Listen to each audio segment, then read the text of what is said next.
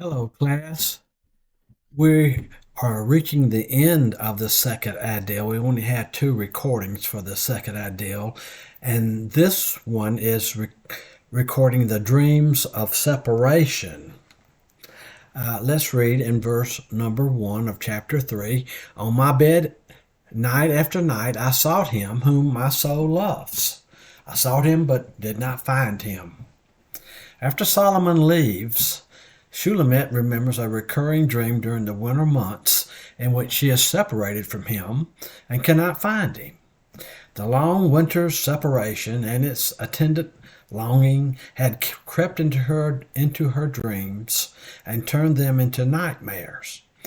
In verse number 1 of chapter 3, the Hebrew word translated night is found in the plural form, meaning that the dream came from a number of nights.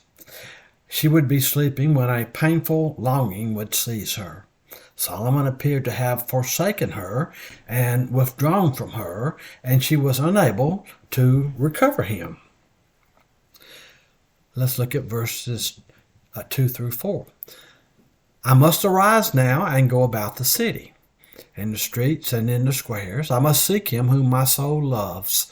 I sought him, but did not find him. The watchmen who make the rounds in the city found me, and I said, have you seen him whom my soul loves?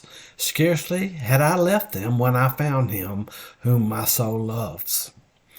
So we see in chapter 3, verse 2, Shulamit ran around the city streets in the thick of the night looking for Solomon in this dream, but still was unable to find him.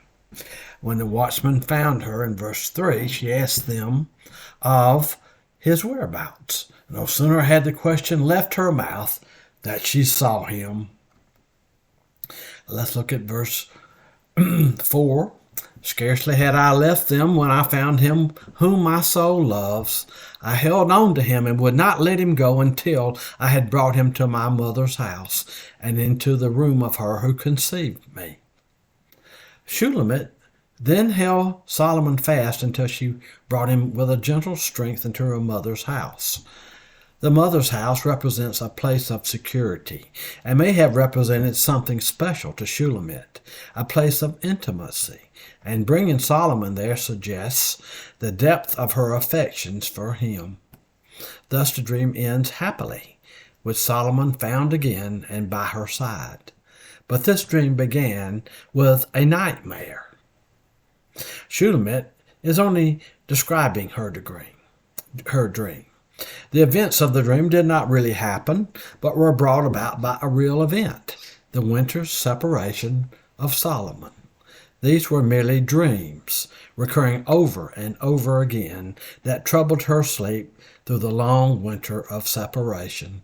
But now the spring is here, and Solomon has returned, and she hopes these dreams will cease.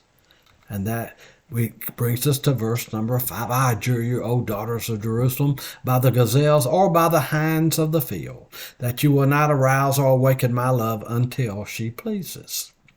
The second idyll ends in 3:5 with the same words found in chapter 2, verse 7. Although the words are the same, they each make a different point. In 2:7, the statement was made in the context of marriage. The point was that sexual passion should not be aroused until it can be satisfied, otherwise it will lead to frustration. In chapter 3, verse 5, however, it is the context of courtship. It's in the context of courtship, where sexual passion should not be aroused lest it should lead to fornication and sin. This passage teaches that sexual union and satisfaction is permissible only within the marriage bond. Hence, any kind of foreplay that arouses sexual passion is not to be practiced outside of the marriage bond. God has such a high view of sex that he will not permit it to be cheapened by lust. Therefore, not even acts of foreplay are permitted. Sexual passion must be handled with utmost care and should not be aroused before its proper